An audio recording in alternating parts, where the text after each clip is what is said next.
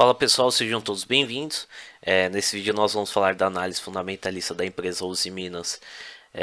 Nós vamos falar do ano de 2020, só o quarto trimestre que ainda não foi apurado, então eu fiz uma projeção.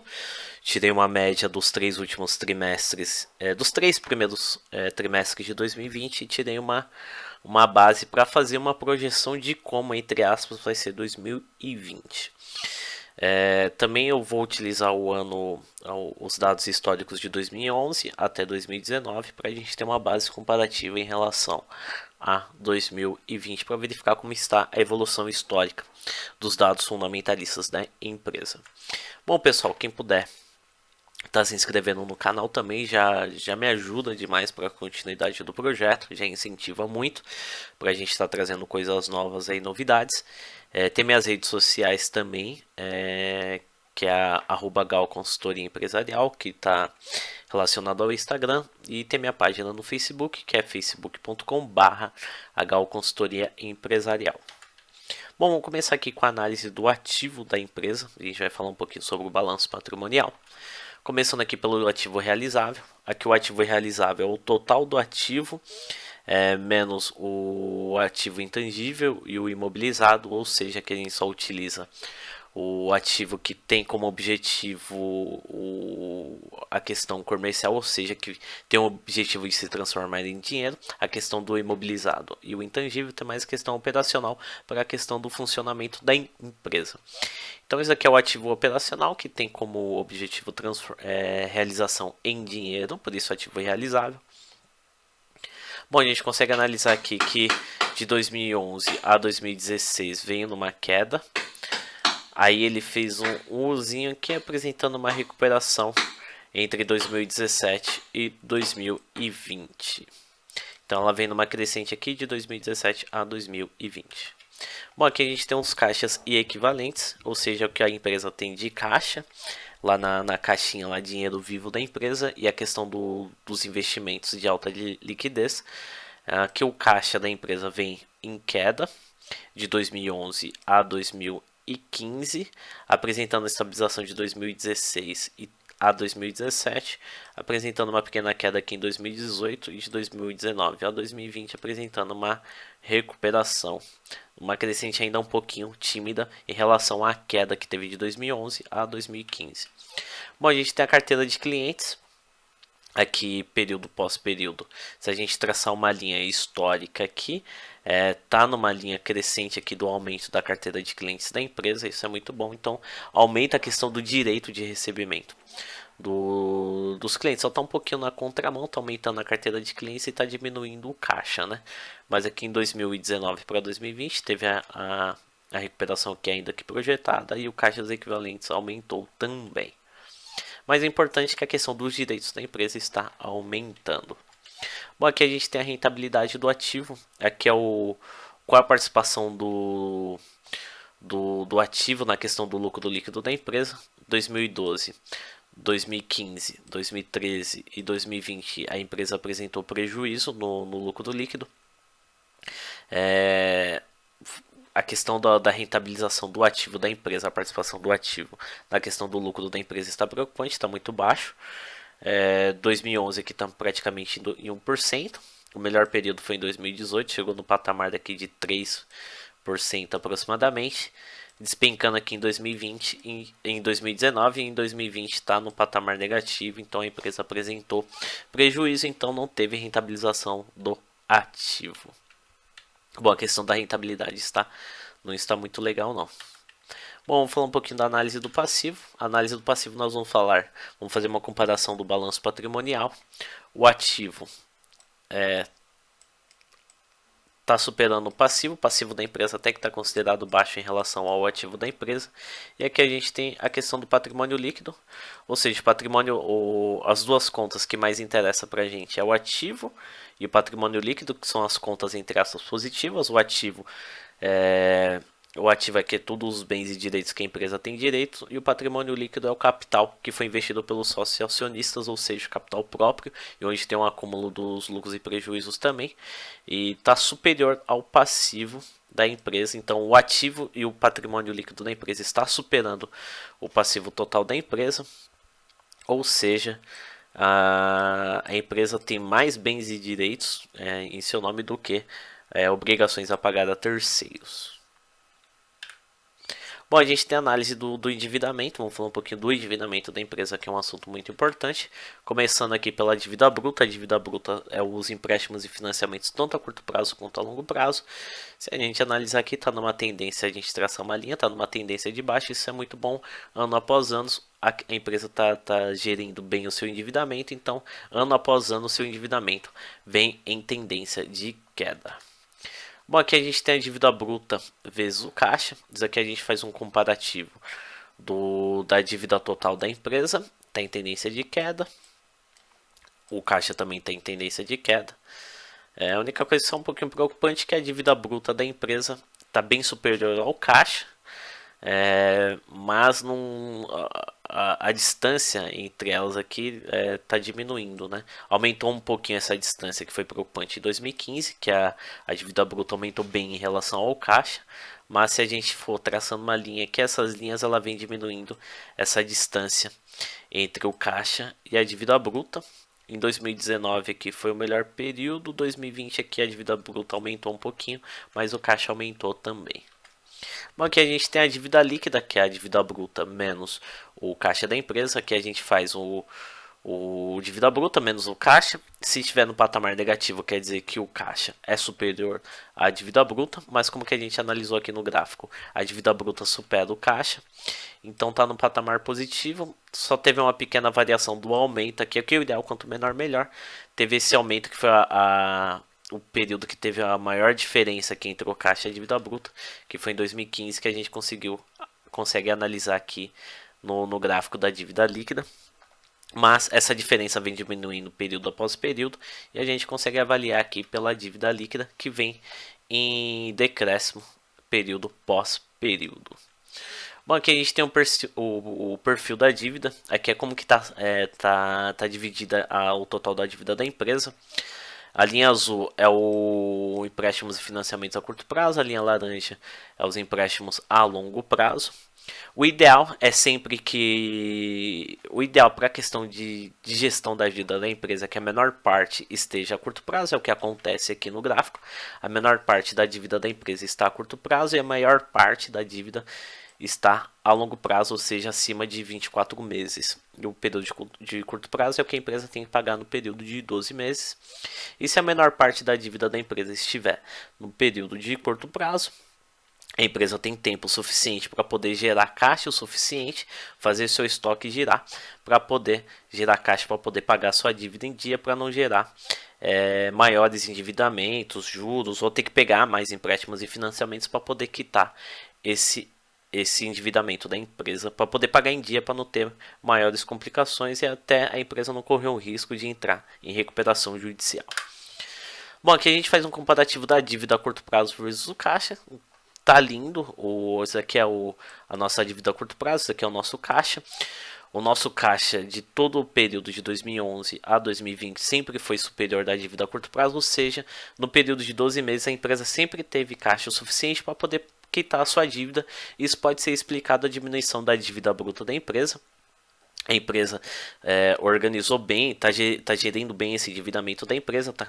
A menor parte está a curto prazo.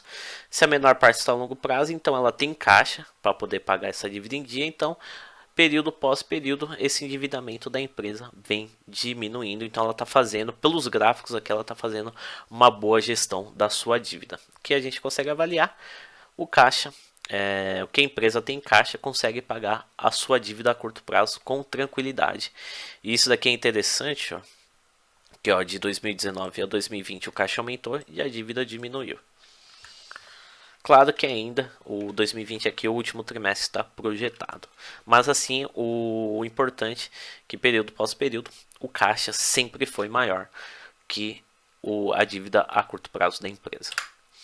Bom, aqui até a questão do endividamento. Isso aqui a gente pega a dívida bruta e divide pelo patrimônio líquido da empresa, verifica qual a representatividade percentual da dívida da empresa em relação ao patrimônio líquido. O patrimônio líquido é o capital que foi investido pelo sócio e acionista, ou seja, o capital próprio. Se estiver abaixo de 100%, Aqui o gráfico está plotado a 70%, ou seja, nunca passou nem o patamar de 70%. Se tiver abaixo de 100%, quer dizer que o patrimônio líquido da empresa é superior à sua dívida total. Se o patrimônio líquido é superior à dívida total, então representa que todas as operações da empresa, por sua maioria, está sendo investida por capital próprio e não com capital de terceiros, ou seja, o nível de alavancagem da empresa não está tão alto assim. Se a gente jogar uma média aqui, o melhor período foi entre 2011 e 2014, que veio numa tendência de queda, chegando a um patamar de 40% só de endividamento em relação ao patrimônio líquido, aumentando aqui a questão do endividamento em 2015, chegando próximo ao patamar de 60%, e vem despencando aqui de 2016 a 2019, chegando no patamar daí de 46%, 47% aproximadamente. 2020 aqui como que está projetado, está projetando aqui para 45% aproximadamente. Bom, vamos falar um pouquinho da análise de liquidez. Vamos falar da liquidez corrente, qual é a capacidade de pagamento do ativo circulante em relação ao passivo circulante. Aqui o ideal é sempre estar acima de um ponto. Aqui se tiver acima de um ponto, quer dizer que o ativo circulante é superior ao passivo circulante da empresa, ou seja, o ativo são os bens e direitos que a empresa tem a receber no período de 12 meses, ou seja, período a curto prazo. E o passivo circulante é as obrigações que a empresa tem a pagar no período de curto prazo a terceiros. Se tiver acima de 1, quer dizer que o ativo circulante supera o passivo circulante da empresa, então a empresa tem ativo total suficiente para poder quitar a sua dívida a curto prazo com tranquilidade.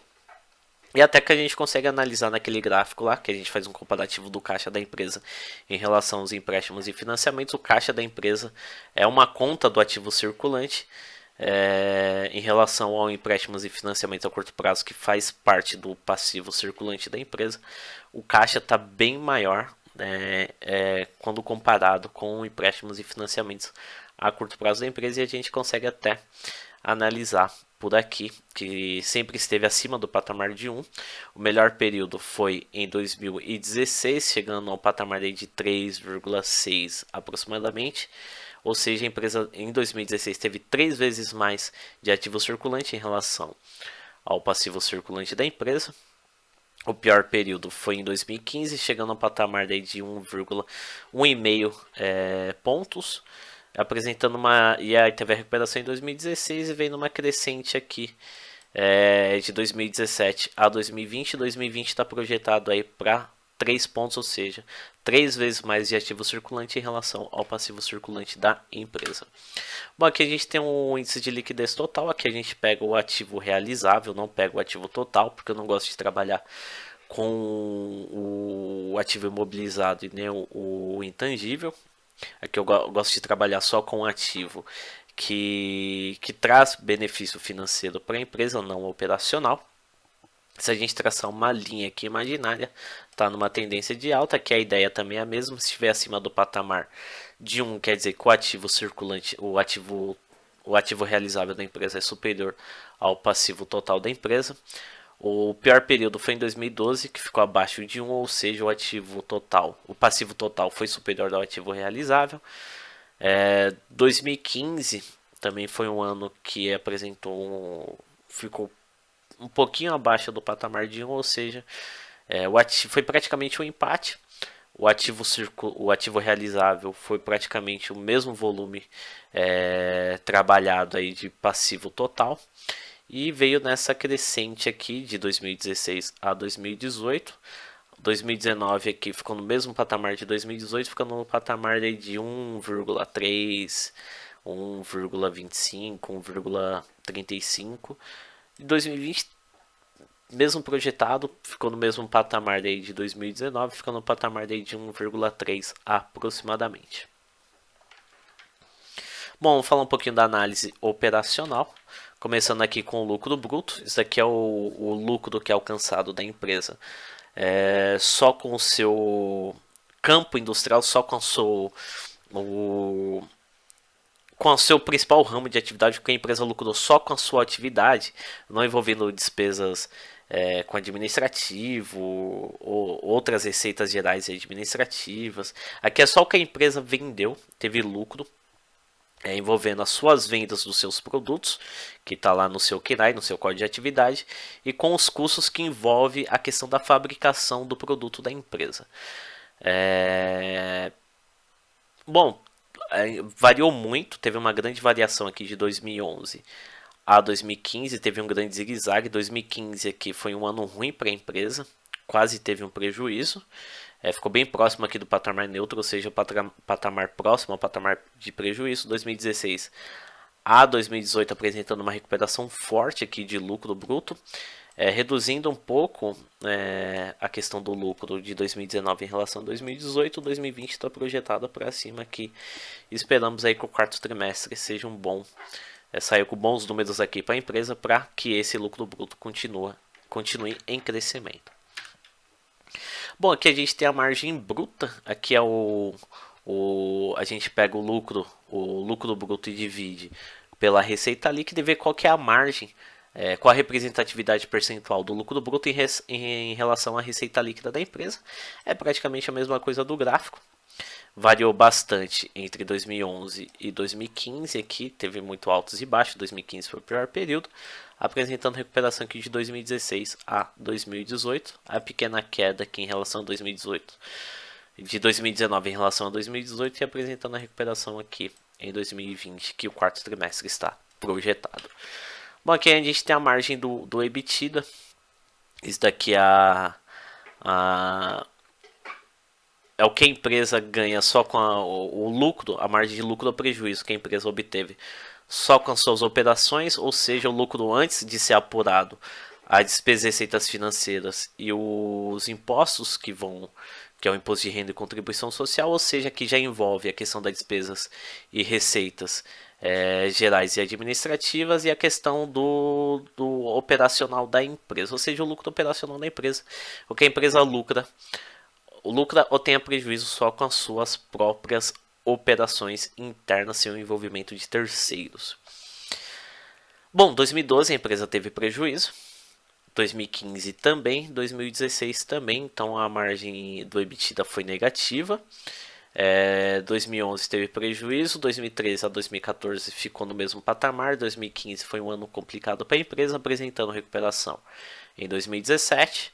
De 2017 a 2020 teve pouca variação, mas no patamar positivo, ou seja, de 2017 a 2020 a empresa vem mantendo o mesmo patamar constante de lucro, não tão alto assim, uma margem aí próxima de 7%.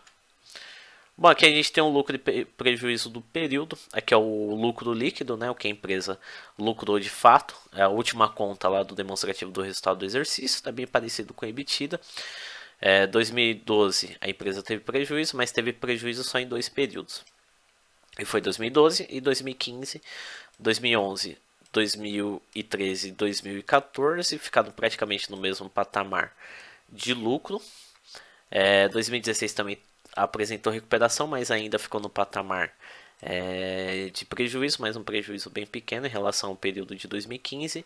E de 2017 a 2020 a empresa vem mantendo um patamar constante de lucro, no patamar aí de 6 e 7% também.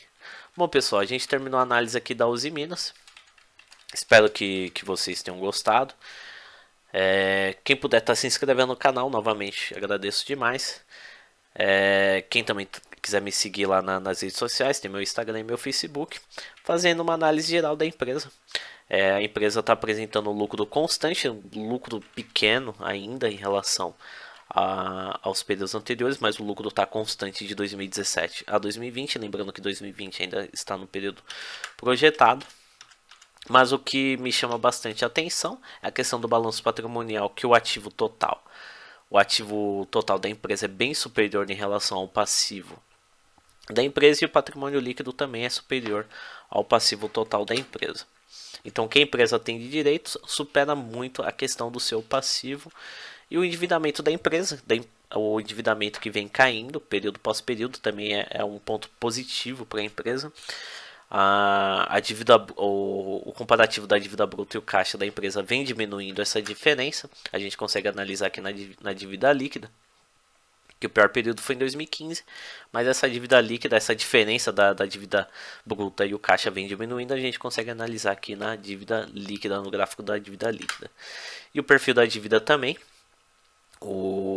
a menor parte da dívida da empresa está a curto prazo, então a empresa está gerindo bem a questão desse endividamento.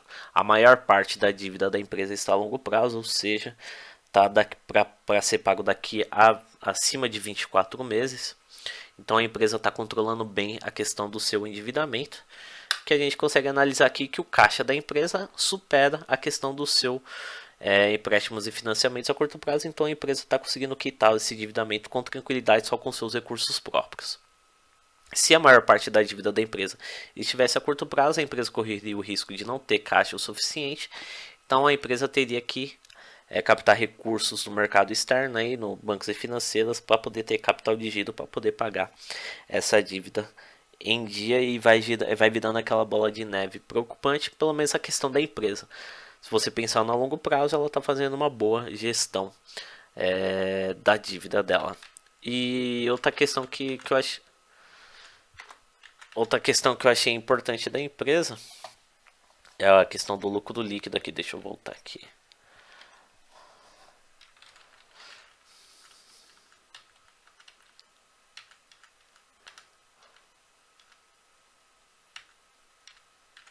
Ó, é o lucro e prejuízo, que é o lucro líquido da empresa, né, que é o lucro final lá demonstrativo do resultado do exercício, vem mostrando constância de 2017 a 2019. Não está diminuindo, não está aumentando, mas também não está diminuindo e está no patamar positivo, e apresentando recuperação desse período de 2015, que foi um período muito ruim para a empresa. Bom, pessoal, espero que vocês tenham gostado. Espero que eu contribua aí na tomada de decisão de vocês. Na questão do conhecimento também, espero que agregue. Um grande abraço, fiquem com Deus e não se esqueça de se inscrever no canal. Um grande abraço, fiquem com Deus e sucesso a todos.